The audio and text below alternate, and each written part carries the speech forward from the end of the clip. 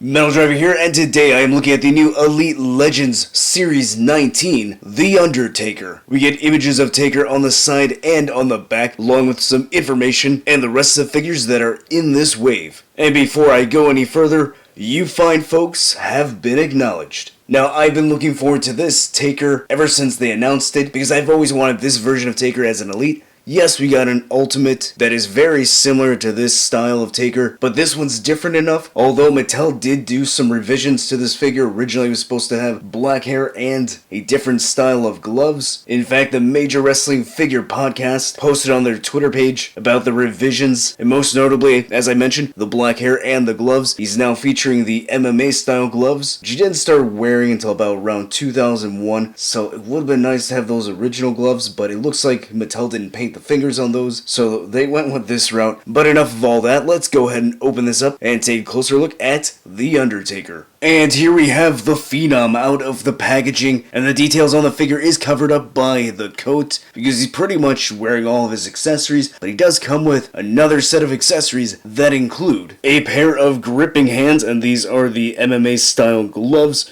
which are not accurate to the gloves that Taker wore during this time period. Now, as I mentioned earlier, originally this figure was going to have a different style of gloves. It looks like the gloves that Ultimate Edition Hogan had. I would have been fine with that if they painted the fingertips, although I don't think Mattel was going to do that, clearly, since they changed this up. Would have been nice to get more accurate style gloves, but I'm pretty sure this was the cheaper option. And as far as the things that he already has on, yeah, this is all we get. It would have been nice to get a Winged Eagle Championship belt, since he was the champion through part of 97, but it is what it is. Because what we do end up getting is really nice. We get this long trench coat for Taker, and I'm pretty certain this is brand new. It does kind of remind me a little bit of that Matt Hardy trench coat that came out a few years ago, and I believe that WrestleMania set, but no, this is not the same thing. It is a new sculpt from what I can see. Unless this was used sometime before, let me know. And I do have that coat that came with the Greatest Hits Undertaker from Wave 1, so yeah, you can see that they are different. So that is good. Sculpting wise, we've got these straps going across, and the buckles are painted, so that is good. It's not just a solid black. Looking at the rest of the coat, we do see some sculpted wrinkles throughout. It's not a smooth piece, so that is always nice. Get a lot of that on the back, so that gives it a good look. Here we see the shoulders. That looks good. Pretty happy with this turned out. It's not going to hinder articulation, so you can move the arms around. That way you can pose him doing his entrance poses, taunts, and what have you. And then we do get his entrance hat. Got a sculpted medallion or pin with wings coming from the side. It is painted in silver, so it looks fine. Nothing to complain about. I like it. Overall, it makes the look of this entrance gear look really nice. I'm really happy with this. And you could easily take this off. You got some pegs and peg holes here. So pretty simple to go ahead and take that off right now. Taking a look at the head sculpt, this is not brand new. We have seen this sculpt several times before. However, the paint is different on this, and I really appreciate what they added. They put in some paint on top of the eyebrows to give him a more stern and menacing look. This is accurate because Taker did paint above his eyebrows like that during this time period. We also have the painted teardrop, so that is a nice touch. The paint on the lips, the facial hair, the eyes, and the eyebrows, the dark shadows around the eyebrows all look really good. So I'm really happy with how this looks. I think Mattel did a great job on the paint application. And then looking at the hair, as I mentioned before, this is different than what Mattel initially showed us. They showed us a Taker with black hair, which looked really good in the images. I still would have been happy if we gotten that head sculpt, because again, it looked really good. However, I am glad that they revised this, because this is accurate. In 97, Taker had brown hair, not black hair, with this attire. In fact, he didn't start having black hair until 1998 using this attire, so this hair is accurate to this year, so I'm glad Mattel did that. The sculpting on the hair, again, is the same with what we've seen before with this head sculpt. It's really nice, really long, good sculpting throughout. And then look at the body. This is brand new. This is not the same as the Ultimate Edition Taker. That one had a different style of articulation at the torso. This is a ball joint. This one is an ab crunch. In fact, let's go ahead and pop these heads off so you can get a better look. So yeah, these torsos are different on the design of the shirt or vest. Here we do see a sculpting going across here on the chest, an X going here on the abdomen. We don't see that on this one right here. We do see an X and a piece going across there. The sculpting on the shoulders are different.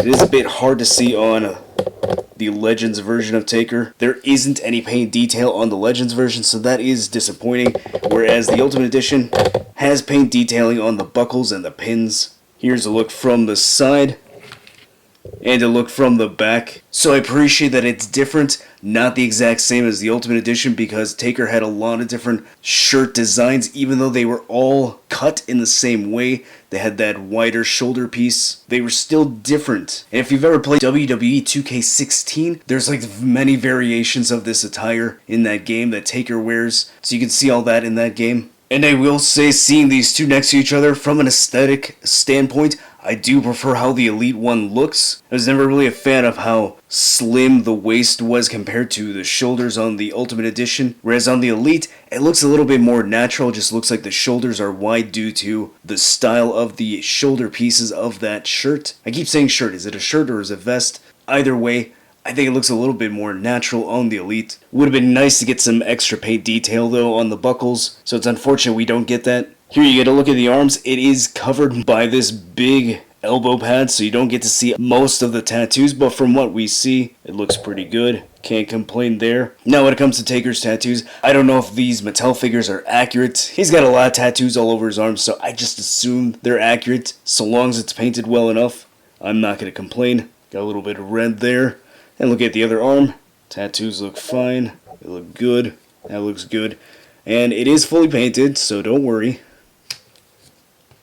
The tats are all there. Then look at the lower body. It is pretty much the same set of legs as the Ultimate Edition Taker. It's got the same designs going down the legs and on the hip as the Ultimate Edition. So they're pretty much exactly the same. The difference is the Ultimate one has extra paint detail, whereas on the Elite, really actually there is no paint detail. It's just all molded in black. So you see the X's here have a darker shade of black, and then you got silver on the buckles. Same thing here on the hip. None on the Elite. And then the boots are different. The Ultimate has these kick pads, whereas the Elite has laced-up boots and obviously no toe articulation because that is exclusive to the Ultimate figures. But aside from the lack of paint detail on this figure, I do really like the sculpting, especially on this upper body. Going over the articulation, the head is on a ball joint, so he looks that high up and that far down, so that's actually pretty good despite the fact that he has long hair. Usually hair like that hinders articulation. Can turn side to side and tilt very well. Shoulder goes that high up. It can rotate all the way around, although you'll have to angle the shoulder due to the plastic right here sticking out. Bicep swivel. Double jointed elbows that surprisingly aren't that hindered by this elbow pad. Now I'm sure if you take the pad off you'll get a better range, but this is actually pretty good. So I'm quite satisfied with that. A swivel and hinge at the wrist. He's got an ab crunch, so he crunches that far forward, that far back, so that is pretty good. A waist swivel, legs go that far out, they go that high up. A thigh cut, double jointed knees, a cut at the top of the boot, ankle goes that high up, that far down, and he's got some, actually barely has any ankle pivot, so that's disappointing. Here is the new Elite Legends Series 19 Undertaker next to the Ultimate Edition Undertaker, and I want to see how these heads look on the opposite body, so let's go ahead and swap those. Alright, here they are with the heads swapped, and this actually doesn't look too bad. Now the paint on the Legends one on the face doesn't quite match the skin tone on the Ultimate body, but still kind of like this. So if you're actually good at painting, if you wanted to match the skin tone, I actually really like that head sculpt on this Ultimate body. And while we're at it, let's go ahead and put the other Ultimate heads on the new Elite figure. Alright, here's the alternate head with the hair slicked back on the new Legends body, and it actually looks pretty good. I like this. Now the skin tones don't quite match, but I think it still looks pretty good. And here's the Legends figure with that head sculpt with the tongue sticking out, and not too bad, but I kind of prefer that other head sculpt instead. And finally, here is Legends Series 19 Undertaker next to the Spotlight Elite Undertaker, and I have two of them, both of which have swapped heads. This one has basic head 93, which has the Trifex printing. This one was actually don't remember what basic that was, but it was like a 1998 Taker, maybe SummerSlam 98. And as you can see, that body, that vest that he's wearing just looks so narrow, so I'm glad they resculpted and gave him something that looked more broader. This Legends looks much better with that. Now the detailing is different on the two bodies, but I still like the new one better. Although one cool thing about the Spotlight Taker is that he has the Taker symbol on the side, on his legs, which is different than this and the Ultimate Edition. Overall, I'm really satisfied with this Taker. Is it perfect? No. It would have been nice to have more accurate gloves, and it would have been nice to get some paint details on the shirt. However, what we do get with this figure, with the retooling of the torso, this really nice entrance gear, I really don't have much to complain about. Again, aside from maybe having some extra paint, aside from that, this is a fantastic figure. And I'm a big sucker for Taker during this time period of the late 90s. Yes, we got an Ultimate Edition that's similar, but that's 98 Taker. This is Taker 97. So the attire is slightly different, the hair is a different color, we get this nice entrance gear. And on a side note, I've mentioned many times that these US store exclusives are frustrating for me because I want the international fans to have a chance to get these figures. Yes, the Legend series have popped up in Canada, I believe Toys R Us. In the US, this has been a Target exclusive. I don't think the Legend series have made their way overseas. However, with this Wave 19, I've seen listings on eBay from the UK. So if that is the case, that this series is hitting the UK, I'm happy about that. That's awesome that the UK collectors are going to be able to get a chance to get their hands on this. So hopefully other US store exclusives like Walmart, the other Target exclusives, are able to make their way overseas. Because if you are a Taker fan, I say yes, get this figure. It's worth it. I'm really happy with how it turned out. So if you find this, pick it up and add it to your collection. If you enjoyed this video, hit that like button and subscribe. If you want to see more wrestling figure reviews, click on the card at the end of the video, and I'll see you next time.